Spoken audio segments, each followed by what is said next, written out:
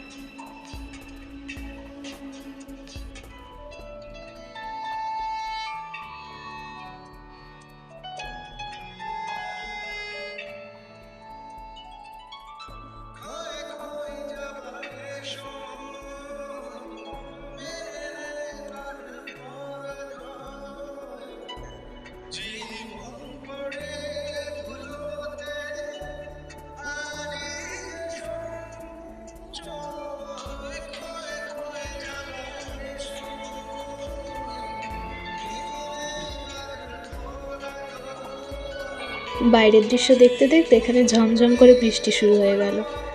তো এই বৃষ্টি দেখতে দেখতে পৌঁছে গেলাম আমি আমার গন্তব্যস্থলে। প্রায় 17 থেকে 18 ঘন্টা জার্নি করার পর ফাইনালি পৌঁছতে পারলাম। হ্যাঁ, এখন আমি বাড়ি যাই। দেখা হবে নতুন আরেকটা ব্লগে। তো ব্লগটি থেকে যদি কিছু ভালো লেগে থাকে, please do like, comment, share and subscribe my channel. By.